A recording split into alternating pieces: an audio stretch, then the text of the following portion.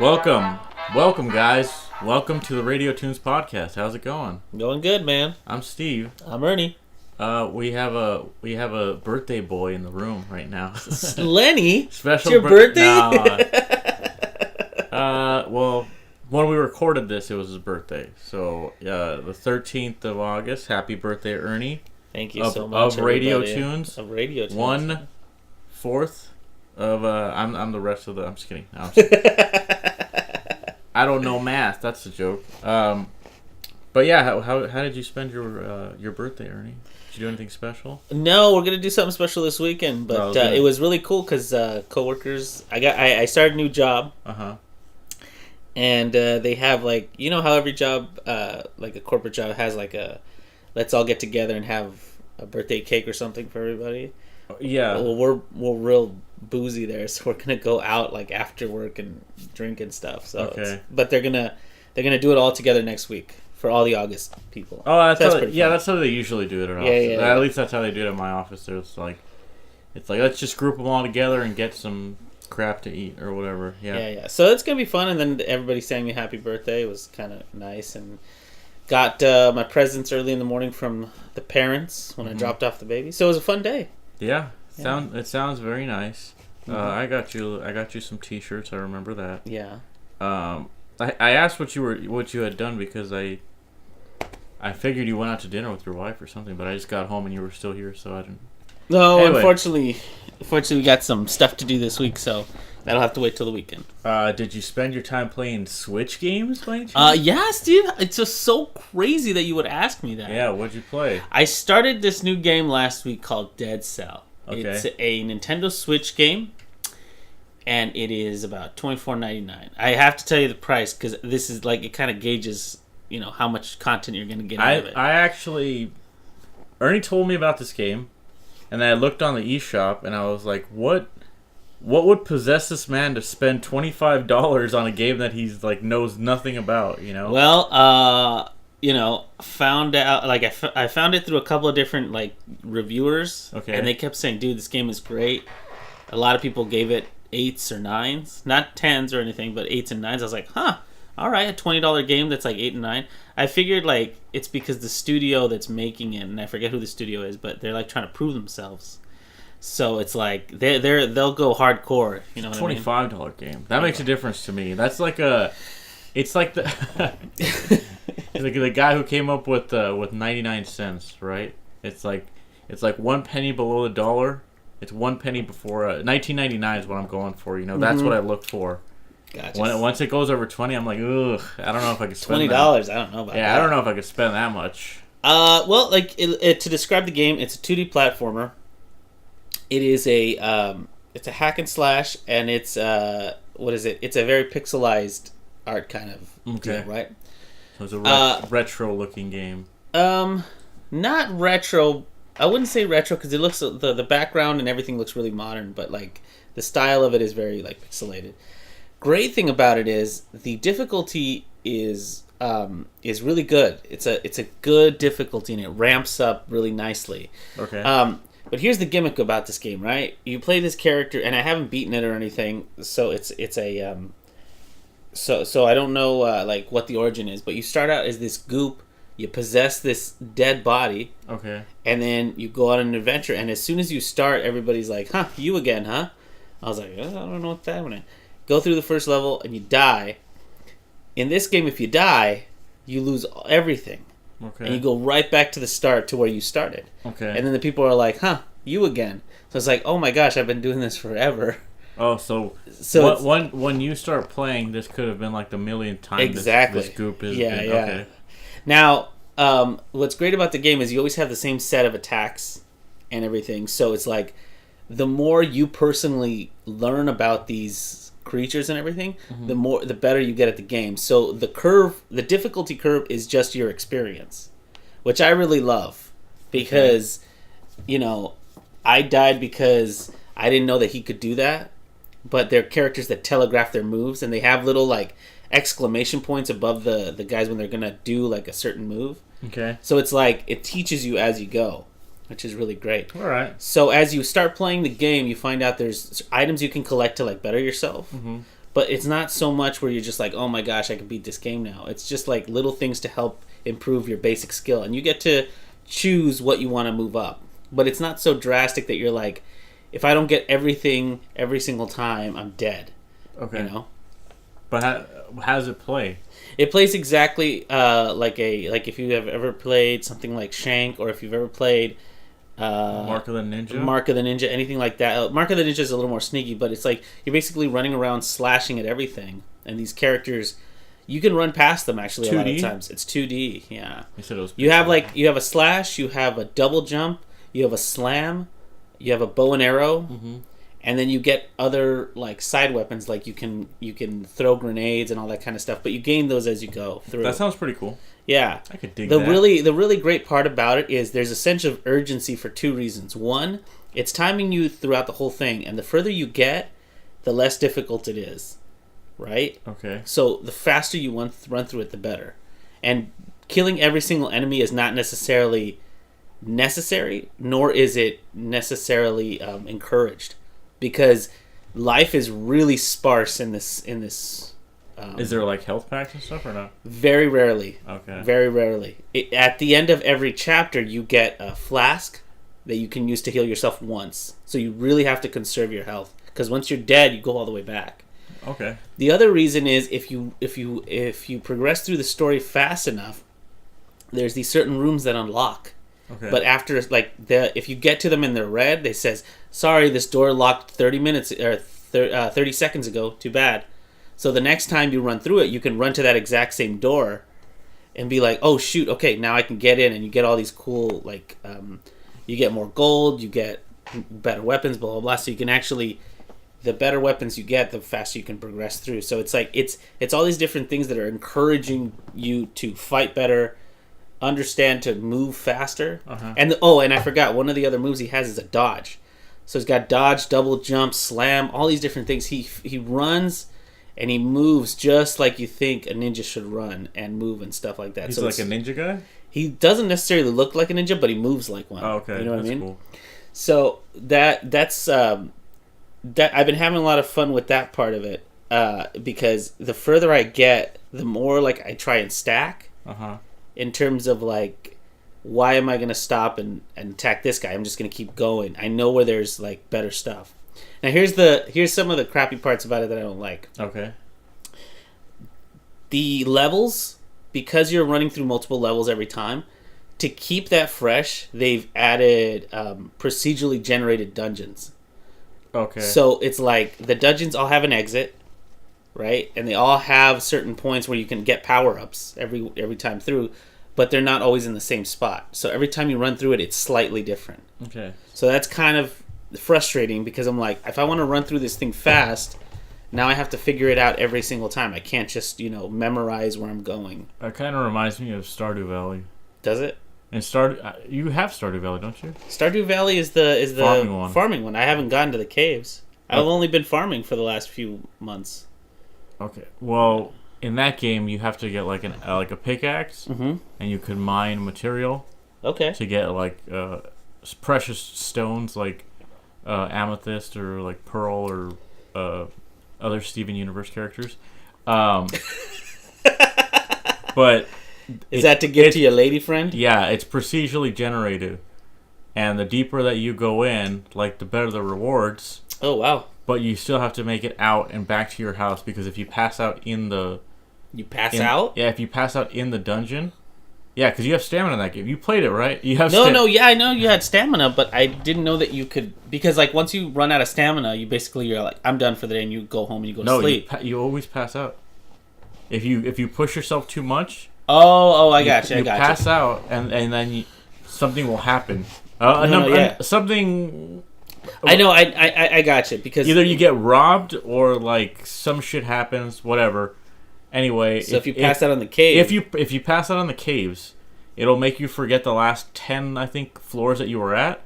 Because you can usually take a ladder down to where you were, like to a certain extent, but you'll like forget the last 10 floors or something, and you'll have to start over from wherever that was. That's awful.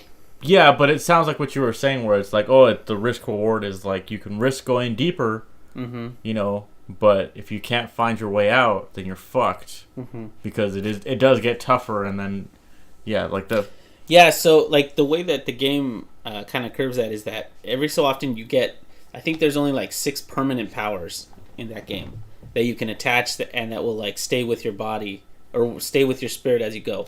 One of them is like, all of them have to do with getting further in places you weren't supposed to get to. So kind of like this Metroid kind of engine where like, oh, you couldn't cross this river before? Now you can, because you can, screw a track over it or something like that. Yeah. This thing has like slightly different things that help you get through. But that way, when you get to something like that in a dungeon you've been through, it helps you make a shortcut to like another level, a deeper level. Okay. But here's the thing like that I really like about this game. No matter what area you're in, your skills don't change. Okay. You still have to be able to dodge, jump, slam, and you have to know, like, understand what kind of things will take out what kind of people, So the upgrades are just like movement? They're not really like... The permanent upgrades are like movements and interacting with certain objects that will get you further. Okay. So that kind of thing. It's great. It's a fantastic game. I've only been playing it for like a week and a half, but I've gotten... Every time I start it over, I'm like, no, I can get further this time. I can get further this time. And every single time I do get like a little further, I get some new stuff. You can, as you go through, there's these certain people you meet between levels to unlock weapons in between stages. So eventually you'll be able to be like, I have enough gold, I unlock this really dope sword. And next time I die, I just need to make sure I have enough money collected to get here, and then I get that sword. Okay. So I wouldn't say there's a way to save your progress, but there's a way to open up more options for yourself for your next run. Yeah, there's still like little goals that you can achieve. Yeah, exactly. Like I said, super fun to move around in it, and there's a lot of very funny interactions. So like sometimes the game has some humor. It has a lot of humor. In it. Okay, I wasn't expecting because that. like everybody's like, you again, huh? Or they'll be like. He's like, I like. There's a part where you can look at what you've done, how far you've run, blah blah blah. And he's like, the guy goes, "Well, I have your achievements here," and he has achievements in quotations. He's like, if that's what you want to call them, and then like, so they rag on you. And one guy is like, you knock on his door, and he's in a jail cell. And he's like, hey, let me out of here, and you start kicking the door. And he's like, come on, get me out of here, and you try to kick it one more time. He's like, oh my god, there's something in the water. And then your guy goes like, he hunches over, he's like, silence. And he just goes, if nobody saw, he just shrugs and just walks away. And so there's like these little funny interactions. So he like died or? Yeah, the guy died in the back. But that's like cool. everything's really got a good sense of humor in it, That sounds pretty cool, actually. The bosses are very difficult. The way you described it before, you weren't really selling it to me. But I wanted to sell it to you here so that the whole audience could get it. Yeah. And then the last thing is the bosses. The bosses are super hard. And you really have to develop a good strategy for them. Because dodging and jumping can be combined, and like you can dodge out of a jump. Like there's a lot of different complex ways you can move around the screen. And it being 2D, you wouldn't think there'd be a lot. But like it's really imperative that you learn the patterns and you understand what you can do, like how you can bait the enemy and how you can trick them and how you can like kind of like you have a weapon, like this certain weapon called the death trap, and you throw it out there, and it's essentially like a bear trap, and it for the bigger guys it just holds them in place, right? Okay. But later on, if you last a little longer, you can get it and you can upgrade it to like have fire or ice or anything like that. Okay, that's cool. So if you can time it right, these things regenerate. So you got like a timer at the bottom of your screen for when it regenerates. So if you can time it right and you can put them in a certain spot, you can just keep trapping them and trapping them as they go through. You know what I mean? Okay. So cool. Great game, Dead Cell. Like I said, it's like 20. What would you say? $24.99. Just 1 cent under 25. Yeah. You know what I mean? And I totally recommend the game. It's great for on the go. And it looks really, really great on the big TV too. I thought it wouldn't look that great, but it's really, really great. If you have a laggy TV though, you're gonna suffer because this game has super tight controls. Super tight. You know, I noticed that there's certain games that I don't want to play on my TV. Like, because there's a slight lag? No, just because I'm like, I bought it on the Switch. I'm going to play it on the fucking Switch. So like, okay, I got a game too recently. What? Yeah, I did. I don't know if you know this. You have a Switch? Yeah, I got a Switch. I bought Iconoclasts. I believe that's how you pronounce it. I saw a little video of this before you sent it to me and you were like, check out this game. I was like, dude, this looks like the artwork in it is amazing. Yeah, it looks really nice. Especially since I think pixelated graphics are a bit played out. I was still able to look at this game and see something different, you know? Mm-hmm. Like, it's definitely some of the most detailed pixel art I've ever seen, ever. Yeah, I agree. Next to, like, Owlboy or something. And this game, similar to that game, has, like, it's been in production for, like, 8 years or something stupid like that. Like, it got announced, like, 10 years ago, and they, like, showed the first demo, like, 2 years later, and then, like, it finally came out now. And it got, like, really good reviews. So I was like, fuck it, like, it looks great. I like the characters. Let me go ahead and hop in. Let me put my money where my mouth is, as they say. What was the price of admission? $19.99. Ooh. Yeah, just in my sweet spot of Switch games. This is the Indie Game Podcast. Yeah. So I got it. And I wish I could tell you what the story is, but I'm skipping all the cutscenes because I don't know what it is, but I have no patience for cutscenes in video games. It nowadays. did look like there was going to be a lot of reading. I was just like, she's got a wrench, let's do it. I don't care about the story. Oh, like an evolution? Like the big old wrench? It's a hand, isn't it? Oh, you're right. It is. Yeah. Okay, so it's about this girl. I don't know her name. I believe it's Robin. Okay. But the game cycles around or whatever. It's about you using this wrench to do stuff. Okay. So like she turns like nuts, gears and stuff, nuts and bolts. They're called nuts. Yeah. And she can like open doors with it. She can use it to swing on certain like nuts and like. Oh, that's cool. Higher. Yeah, it's okay right now, but I think the story's kind of slowing it down. I think it's just a lot of like, I don't know, pacing issues with me just because of the cutscenes are a little too heavy. But it is the intro, so whatever. I guess, you know. And then I mentioned this to Ernie the other day. This isn't like a gripe. I can't really knock the game for this, I guess. But the game's glitched on me like 5 times. And like, I don't mean like, oh, it glitched, you know, whatever, I died or something. Right. I mean like soft locked the game and I have to go back to a previous save and do everything over. Okay. So let me just describe one of them to you. There's a part where you have to sneak past these guards, right? Okay. It's actually exactly the same as it was in A Hat in Time. Do you remember? You remember at A Hat in Time? You had to wait, you wait for them to tell a joke, and once they're laughing, you cross. It's the exact same thing. So I don't know what the fuck is going on here. I don't know what is going on. That's plagiarism. But so anyway, you have to wait for them to laugh. Whatever. I fucked up, and I got caught by the guards. Sure. And I got put into this mode where I was walking, but I couldn't attack. Okay. I couldn't interact with doors. Oh, that's the glitch. Yeah, and I couldn't interact with any doors. I couldn't swing my wrench. I couldn't do anything. So once they caught you, quote unquote, like the little Splinter Cell thing went up, bling. Yeah. And then you just got locked into this running pattern. I think what was supposed to happen is that once you get caught, the main character shoots back into the room that she was in before. Okay. But like backwards runs. Yeah. And I just stayed in that mode where I was just like running. So I was like, okay, well I can't die. There's no way for me to die. and the last time I saved it was like a good. Oh no! It wasn't that long. It was like 10 minutes, but still. That's 10 minutes of your life. And then another one was like I grabbed an item and the game didn't register it, so it was like I can't go back and get that item because it doesn't exist anymore. There's no way I can progress. I have to go back to my save. So what? Okay, God. That aside. It plays pretty fun. It almost reminds me of like Metroid. Okay. Where like you traverse more or less the same map. Mm-hmm.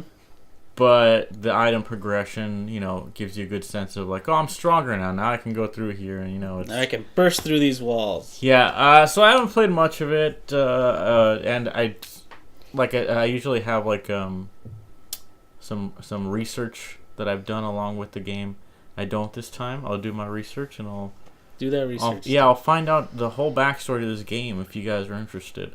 But yeah, so right now it's okay. It's not anything crazy. And the other thing too is like I don't understand how parties work. Maybe I skipped the explanation, but like you probably did. My guess is that you just skipped over all the tutorial. It's weird because it'll say like, oh, okay, this person's in your party, but I can't do anything with them. It's only until I get to a cutscene that uses them. Okay. So it's like, what's the point of even having that party thing up there? Yeah, I'll have to play more because I'm not really sure. That sounds really confusing. Yeah, kind of is. Maybe you should have read the No, I'm kidding.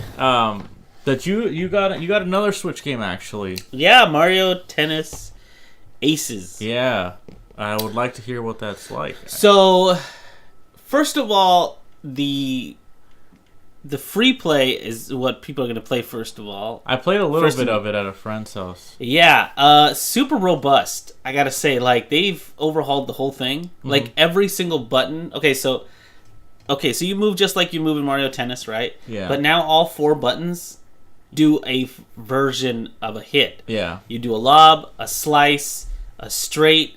You can even do a block.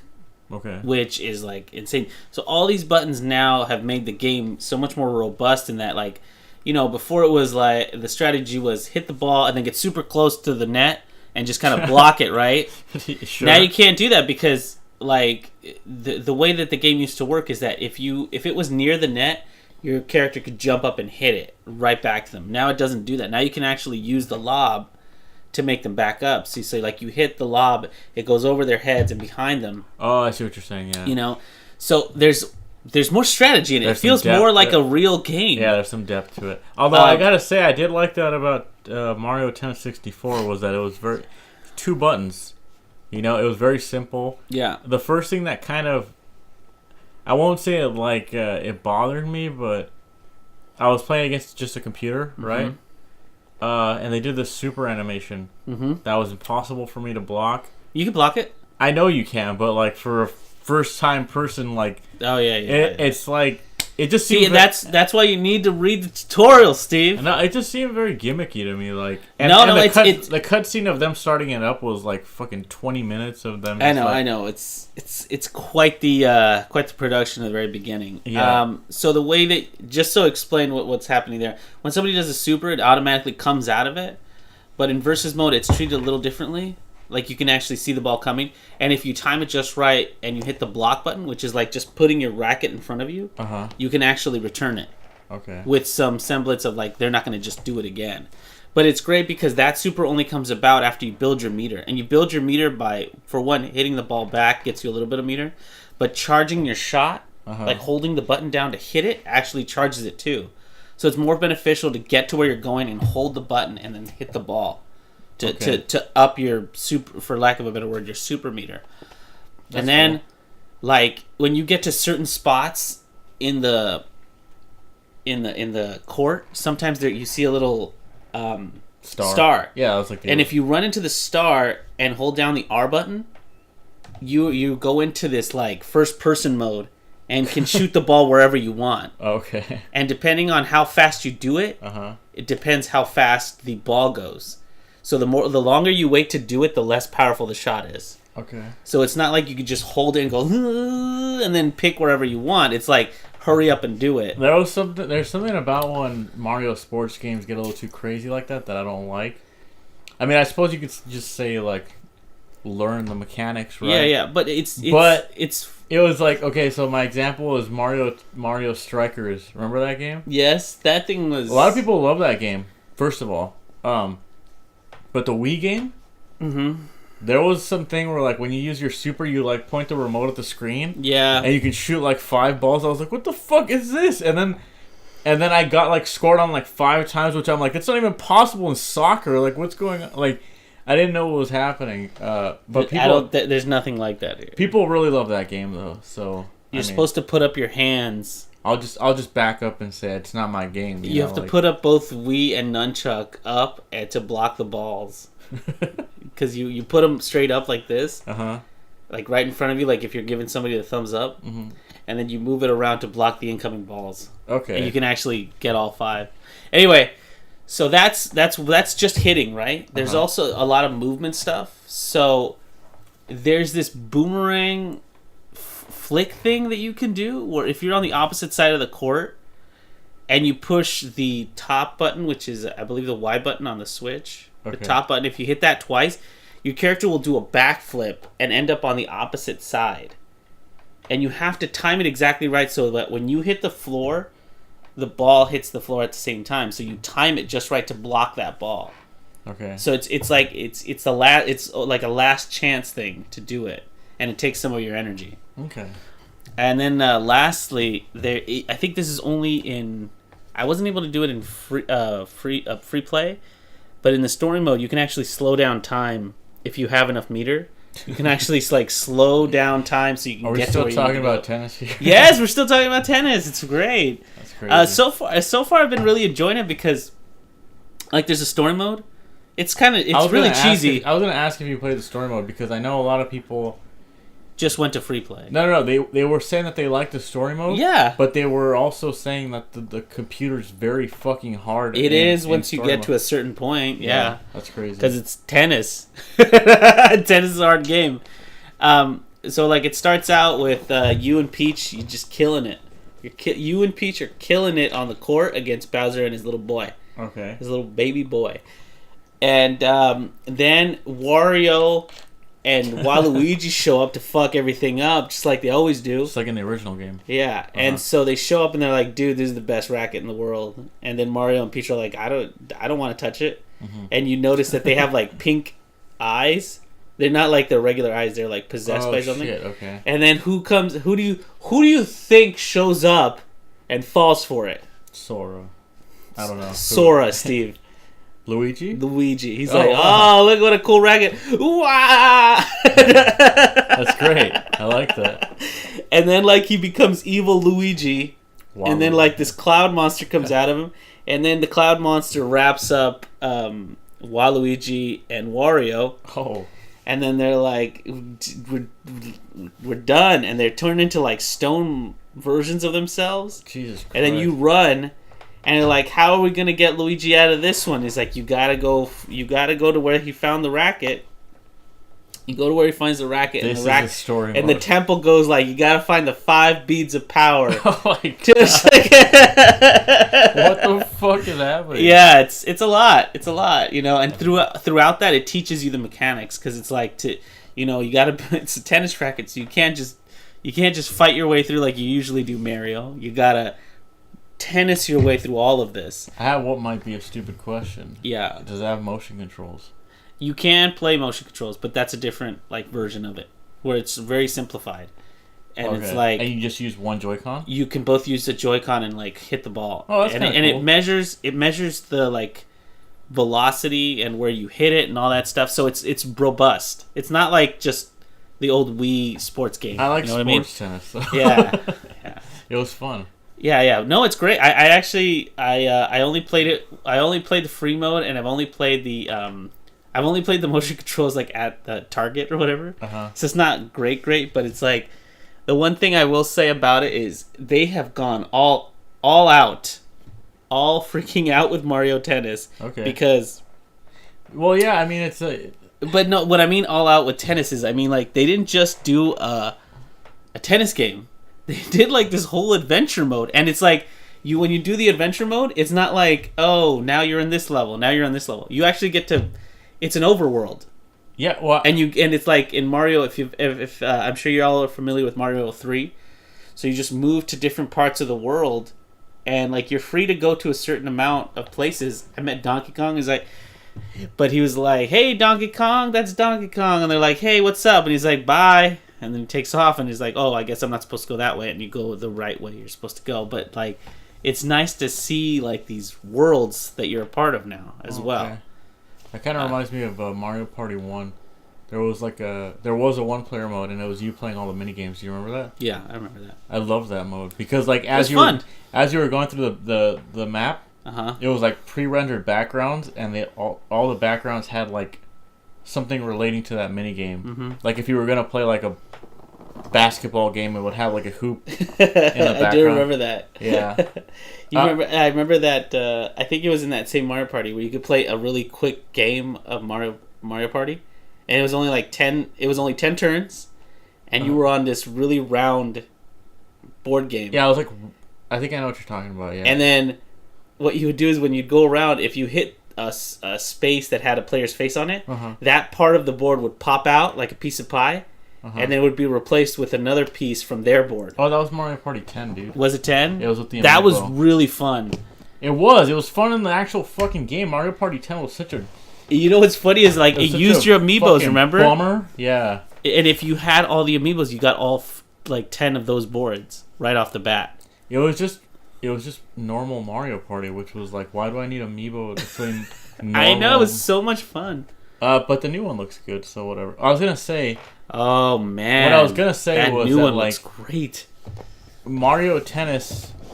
I guess they thought like, you know, if we're gonna revamp Mario Tennis, we got to make it big. Yeah. Because when it came out, it seemed like it was a big deal. A lot of people were talking about it, and I as well was kind of like. I was really skeptical. Well, yeah, I was kind of like, I like Mario Tennis on 64, but like any game after that, I didn't like. I know they had Power Tennis right on Wii, which I was like, I don't care. But this one, maybe it was because of the name, you know, like Aces, and like that they're dressed different, like in tennis gear. And, oh yeah, like Mario has like. He's not just in his costume, or whatever. He has like a nice polo shirt. Well, I should say all the main. He has a little hat. All the main Mario guys have clothes, because like Boo is still like naked and sure, but Baby like Bowser is Waluigi, he's got a nice polo, and they coiffed his hair. Yeah, like he doesn't just have his plumber's hat on. Well, he has a visor. I want to say that's how it was in Strikers too. Actually, was it? Did he have coiffed hair, or did he have a hat? No, he was just like a soccer guy. Like he had sure, but gear. like, did he have his hat off? What I'm saying is like they gave everybody hair. He had a visor, I think, is what I'm saying. You think so? Yeah, I'm not sure. It's not very soccery. Well, anyway, following that example, I think now they're thinking like Mario Party. We got to get it back to its roots, and we got to make it big again. We can't just poop out, you know, Mario Party 10 and hope everyone likes it. Let's go back to the well and see what people actually liked. Dude. Like the trailer for that. They put the two screens together, and they run their finger across the two screens. I was like, that's something that I need to see work before I actually believe it. You know, like I don't believe it. Like I see it in the trailer, and I'm like, yeah, okay. Let me see the fucking final game before you. It looks like. First of all, I gotta say, if there's some sort of way to play where everybody has a Switch, and they all play individually on their own Switch. Yeah. As part of this collective. Yeah. And then somehow there's a board game as well. That's brilliant. Because then that allows you to hide your screen from somebody and have like cards displayed on your screen so you could play like poker as a mini game. You could do a hide and go seek thing where all of you are hiding and only you all can see the main player, but he can't see any of you. You're saying, like game specific to like multi-Switch. Yeah, so like for example, if anybody's ever played Nintendo Land, which apparently not a lot of people did, there was this great little hide and go seek game where you were trying to like find somebody and the other person was trying to collect something, and the more they collected, the slower they were. And the great thing is the person that was collecting could see the whole screen. What game? Right. I don't remember that. You don't remember this? And the other person had to chase you down. They could only see a certain amount of the screen. Oh, I don't remember that. It was really fun. I'll find it. You know what I'll say about Nintendo Land, though? Why did no fucking developer play Nintendo Land? I know. There were so many good ideas in Nintendo Land, and it's like everyone ignored it. Like, the Metroid game was super fun. Yeah, it's like having somebody playing on the gamepad in the ship. That's what I'm saying. While somebody is Samus on the floor. Like, I was like, dude, this is fucking fun. Or, I mean... You know, granted, it's a bit easy. It's it's made for everyone. Playing that with like my nephew, I was like, I'm having a good time, and we're both utilizing this fucking console's like gimmick, you know? Yeah. Or like the Zelda one was okay. I'll give it that. The Yoshi one was cool. Yoshi was so your television screen had like a path of items that Yoshi had to grab, right? And you had to draw the exact same line on the gamepad, but you couldn't see the items or anything. Yeah. So that was dope. It was basically just a blank screen on your tablet, but the TV had something that you had you had to draw a line for Yoshi to grab all these items. That was super cool. Yeah, I was like, it's fucking brilliant, dude. Like, I love this. Why don't you guys do more of this shit, right? Yeah. But yeah, I agree. Even Wario had a game on Wii U. Not a lot of people know that, but he had a game that actually right now on Steam. There's a game that's like copying it. Essentially, it's a little more. It's like a more elaborate version of like this Wario word game. So let me explain it to you real fast. Explain it, please. Yeah, so you're on the gamepad, right?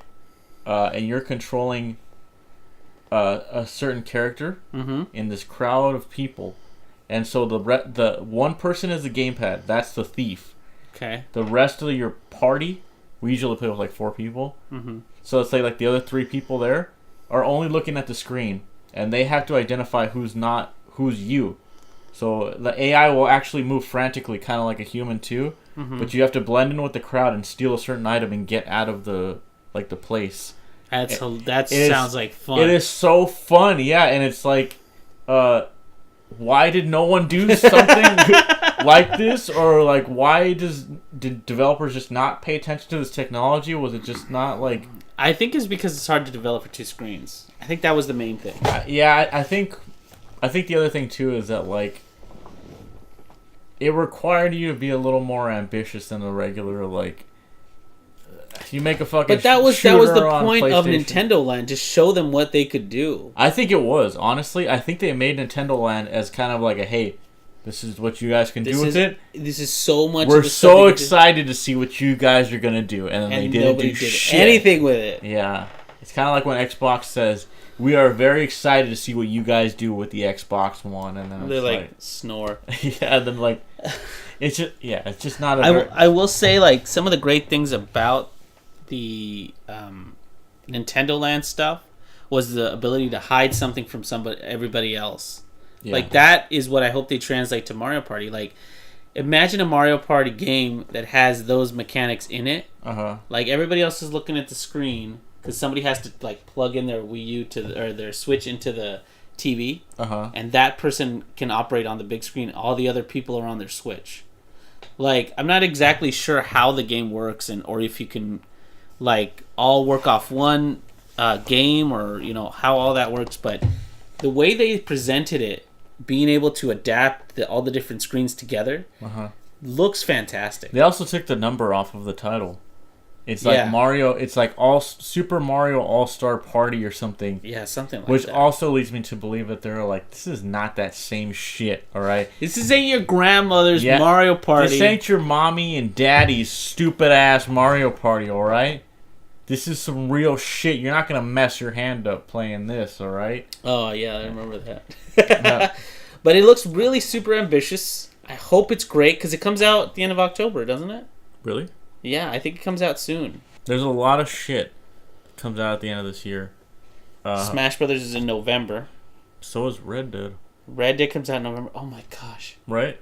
Oh my gosh, I just remembered about Red Dead. That's insane, dude. And I just saw the newest trailer that goes through all the gameplay. Oh my gosh, man. Like, all the stuff that you wish was expanded in Red Dead Redemption, the first one, they've made it, they've flushed it out even more. Okay. So just as an example, right? You're riding down the trail, right? Okay. And you spot somebody getting held up, right? Oh no! What do? They turn to you and they go like, "This ain't none of your business. Get out of here." Okay, and then you just keep moving. You can just keep going. Okay. Or you pull your gun on him, and you're like, "I shot you." And then the other person doesn't automatically go, "Oh, thank you." They go like, "What are you gonna do?" And you can just pull your gun out and rob him instead. Okay. So there's like, it's not as straightforward as it used to be. Like, you can interact so much that when you come into town, if you've been a bastard, people run scared. I feel like I feel like what you just described is very possible in Fallout or something. Of course, but that's what I'm saying. Like, this came out, I believe, the last Red Dead was 360, and we've had at least 2 more Fallouts where they've been doing that. So all that stuff has been added to Red Dead. Now, here's the crazy part about Red Dead, and here's, I think, how they're changing it so much that, like, you can be more. It plays into the story, which I really love, but it's also like, wow, you could be anywhere, anytime, blah blah blah. You're part of the gang that John Marston used to be a part of, but you don't play John Marston. You play this new guy, I believe. Oh, okay. And once you start going through the progression of the story, you move camps. So you guys have to pick up and go.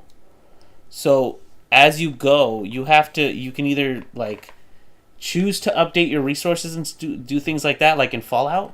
Like you can update, you can help out your crew to gather money for you. You can get them better horses. Is that like Fortnite? You can bring women in. Is that like Fortnite? Or No, that's not how Fortnite works. No, that's not how Fortnite works. People were speculating that it would be something like Fortnite, so I was where you gather resources. Sure. Okay. But it's not like, oh, here's more wood. Because it doesn't sound like build your base. No, because your base is constantly moving, so it's like a mobile base. All right. But what I'm saying is like it's like a cowboy. Right, like you're living like a cowboy. But you don't have to do this, right? But it just makes your missions easier. Like if you bring in more horses, better horses, you guys ride faster, or you guys don't like fall off your horses, blah blah blah. It's great, man. Like you actually like there's a remote robust horse thing where it's like this horse is good for wagons.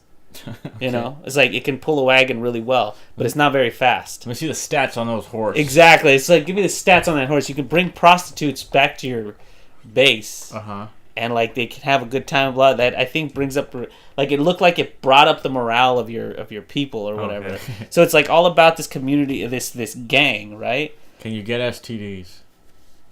I don't know. Okay. I'm sure it was rampant back then. Yeah. So just a lot more stuff that you can interact with.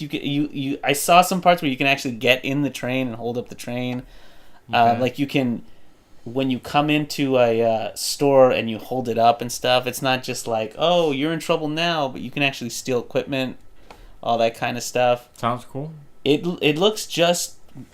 just looks more like GTA 5, to be honest. It's like the more stuff you do to the environment, the more it reacts to you. Okay. You know. So it looks great. The storyline itself looks like it's very much you could play it however you want. Like you could play ultra evil, you know, and take over the gang, or you could be like, listen, I'm robbing you, but that doesn't mean I gotta kill you. Get out of here. Okay. You know, kind of thing. You could be like the chaotic justice guy. Exactly. Okay. And you can play it however you want, it looks like. I don't know why. I've never really been into Rockstar games. The only Rockstar game I've played is L.A. Noire.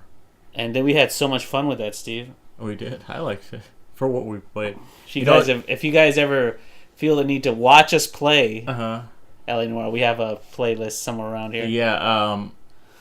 Fun fact. Fun fact. A lot of actors from L.A. Noire are in Mad Men. Yeah, I knew you were going there. Yes, and me and Ernie have been currently watching Mad Men.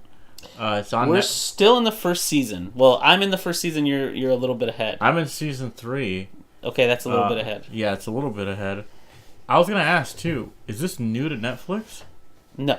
Mad Men's been on there forever. Yeah, it's been on there. Okay, so I don't know why it just popped up on my feed recently.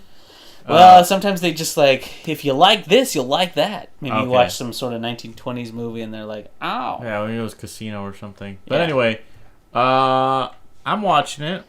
I'm enjoying it. If you don't know what Mad Men is about, if maybe you think it's some kind of crazy show where gangsters go and bang prostitutes, well, it's not. It's about an ad agency. There's a lot of banging going on. It's about an ad agency. Yeah. Wherever John Hamm goes, there's a lot of banging. Yeah. It's John Hamm, plays a character named Don Draper. Right. He works at an advertising agency called Sterling Cooper. Mm-hmm. And the term Mad Men refers to advertising men that work on Madison Avenue. So that's where the title comes from. That's and according to the show, they came up with that themselves. Yeah, they coined the term or something like that. Because they're in advertising. So, I would say, if you like Photoshop or any kind of like that's your pitch. advertising thing, well, that's why I enjoy it. I think you'll enjoy this show because it's really cool to hear how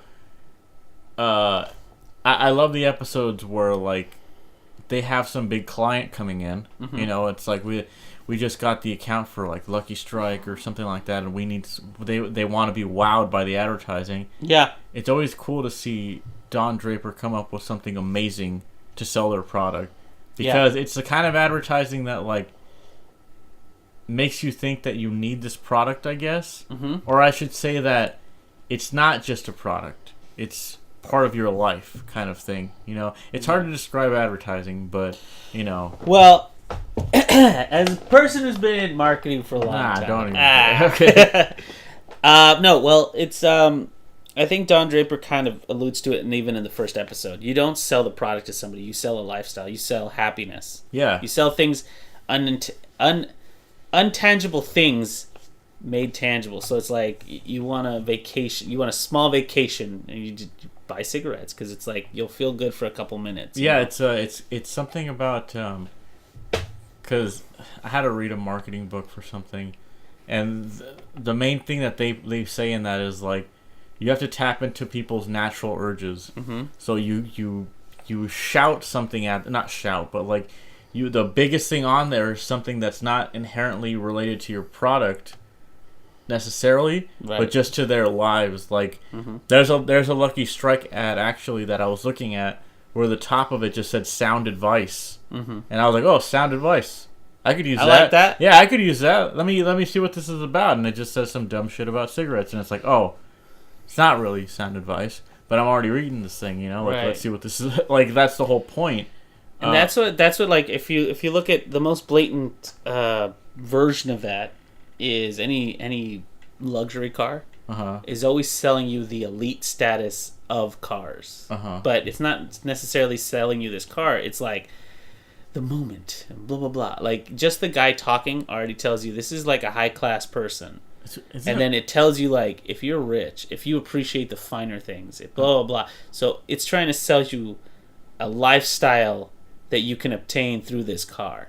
Not that necessarily you can't afford it. Is that if you buy this, you're fucking you're in elite. That club. You're in that club. So they're not selling you a car. They're selling you some status. I've always noticed that there's certain car companies that make just like the strangest, most abstract car commercials, and I've always wondered why they do that. Like, because they're going like, just think about it. Like depending on which car you're trying to sell, you target your consumer the same way. So if you're selling a luxury car, who are you selling to? Older people who have money. Because who cares about comfort? Older people. Who has money? A lot of older people have money. So you want to sell to them. You want to sell some some status that they have in their life. Now, sure, you try to sell a car like the Honda Fit.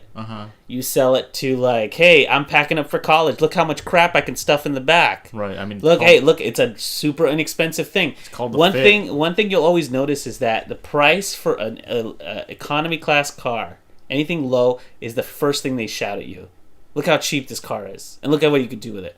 For luxury cars, they're like, you know, it is what they sometimes don't even show you the price, or they don't even say it. They're Check like, out this Yaris. But he's like, but we got a sale going on. Yeah, you know, you can get it for $0 down a month.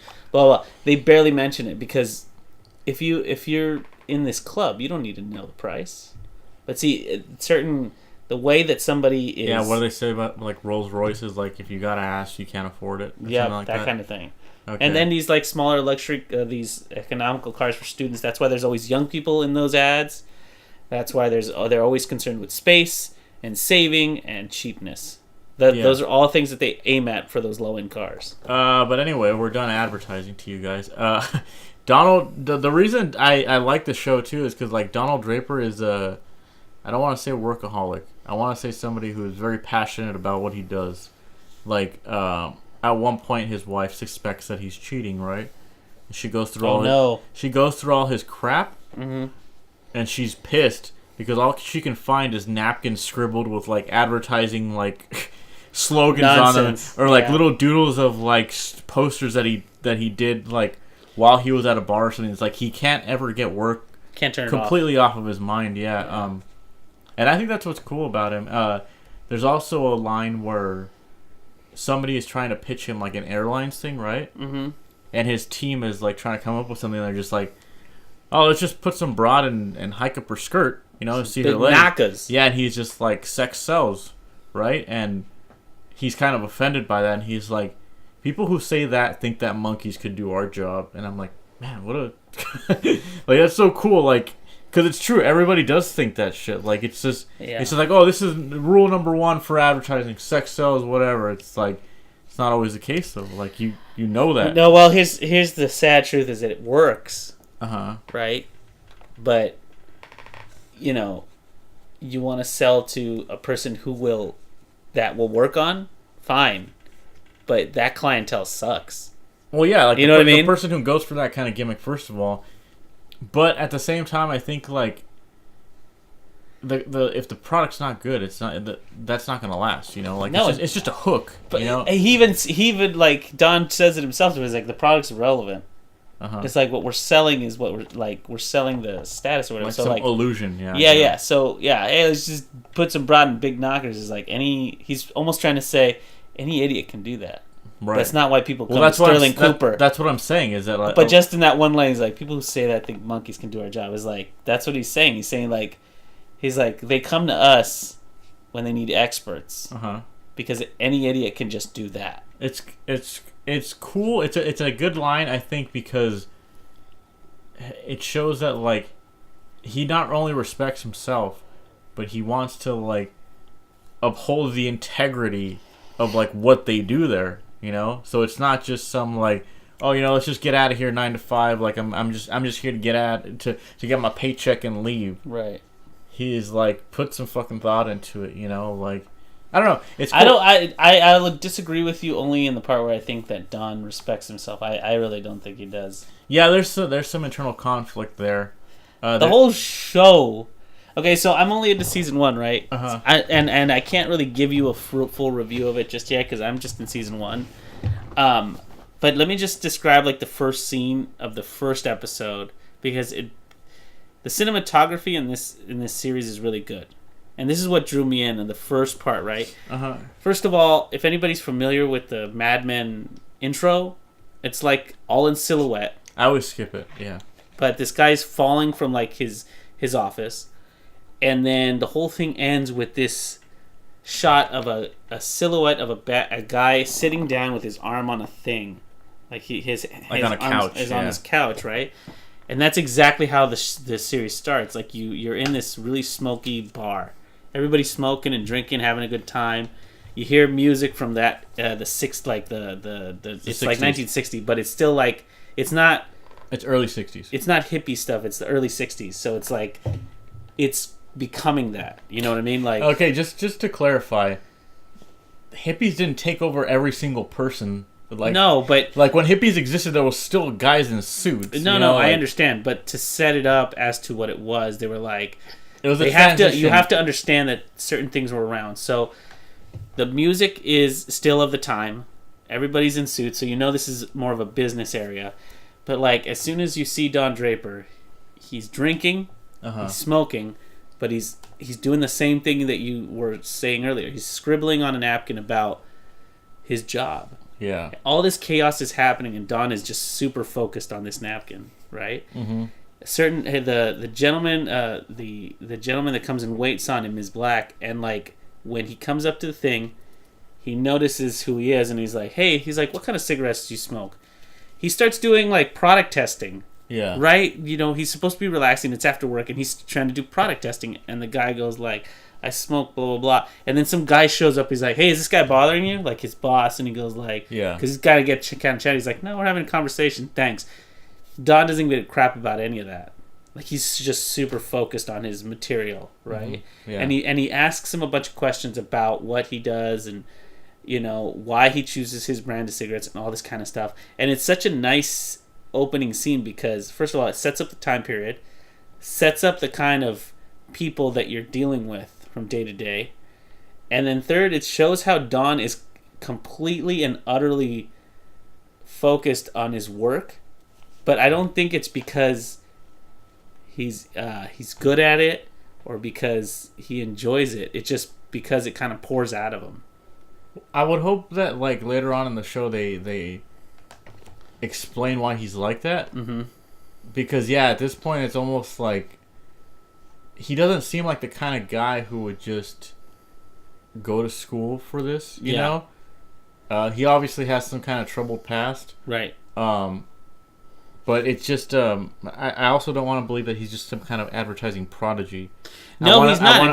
That's what the first episode is about. He doesn't have anything for the meeting. Yeah. So it must be some kind of innate, like, I guess, like, observational, like, technique that he has, or that he gained over the years, or, like, as a child or something, that is somehow, it works in the advertising field to his advantage, you know, like... I think the one thing that I've been able to gain just from the first, like, 11 episodes that I've watched is that Don gets some sort of thrill out of it.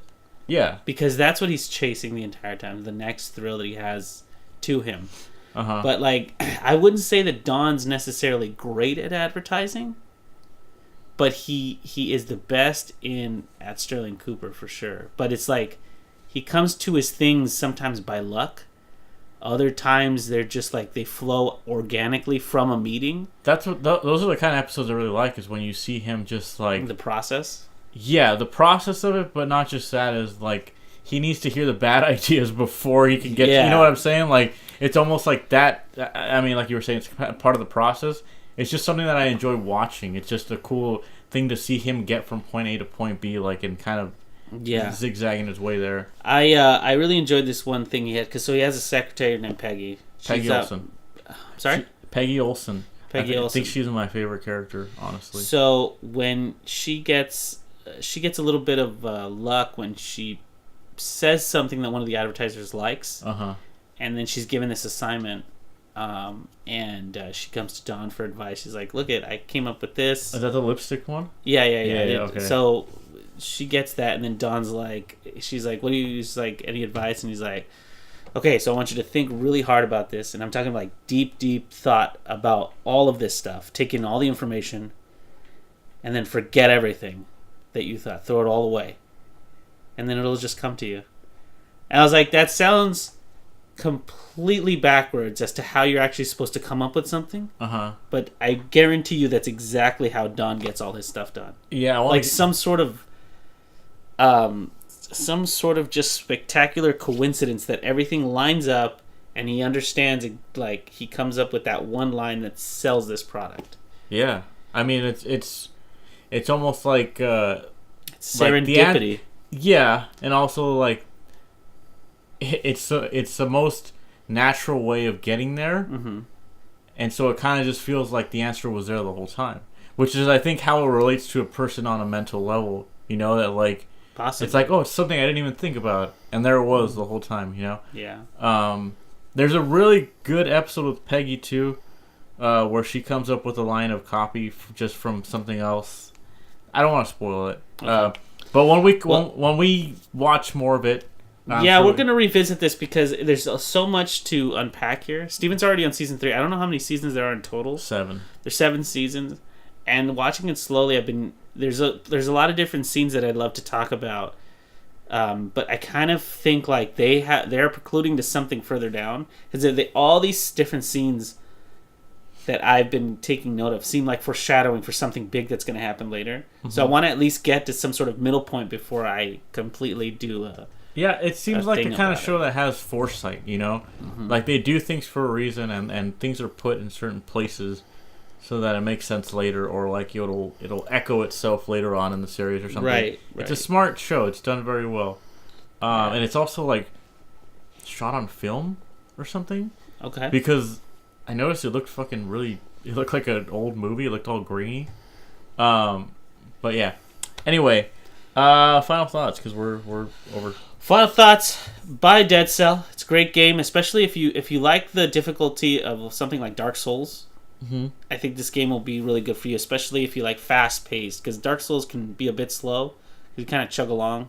Okay. In that kind of game. This is a little more fast paced. I think you'll enjoy it, and because it's on the Switch, you can take it with you. Yeah. And it's a really like turn on, turn off, turn on, turn off. And as far as Mario Tennis goes, I got it for my birthday present. Free gift. But so far I'm happy with it. I might revisit this in a little bit when I've completed more of the adventure mode. And then I was gonna ask if it's like, if you have a Switch, is it one that you must have, because there's not very many. Like, that's difficult to say. Okay. But so far I'm enjoying it, so that's something. Yeah. And then lastly, for Mad Men, the only thing I want to say right now is it's got my attention in the first season. But one thing that it turns me off is, I understand that it's the time or whatever, but the way they treat women, they treat women horribly, minorities, and just the overall arrogance of these guys. Pisses me off so much, including the secondary character that's like the guy what's that guy's name? The guy in the blue suit. I forget his name all the time. The guy that did the chip and dip. They were different The clothes, chip and dip guy. But you're talking about Pete Campbell. Pete Campbell. Phelps himself. No, that's not Phelps. Never mind. Pete Campbell. He's just the most arrogant little SOB you've ever met. And it's just like, it turns me off so much. And I understand what they're doing. They're making me hate him, so that a turnaround in him or something that'll happen to him means more later. But I can't like get over the fact that he's such a little punk. I think I'm not sure. I'm not a writer or anything, but I feel like that's one of the strongest things about this show, is that like they can make you care about characters that you kind of hate initially, but they become more interesting, or they have such a tragic story, or you see what they go through. Right. And you can kind of relate to them later on. Like Peggy, for instance, I thought was a really dumb character at first. But now season 3, I'm like, she's my favorite character. She's the one that's like, she's like, I would almost say the show could possibly be about her if it was, not called Mad Men. It's great. She's a great character. But yeah, I think it's also a good example of great writing, because it's like, not something that you would necessarily find interesting at first, Right. Ad agency, who gives a shit about that? But everybody. That's where the writing really shines, is because it's making something like this interesting to you, Also, they drink a lot. They do drink and a lot. Smoke a lot. Yeah. And all of a sudden, I want a cigarette and a whiskey. Yeah. It makes me want to smoke. Don't be fooled. Don't smoke. But yeah, that is it for this week, guys. See you next week. See you next week, guys.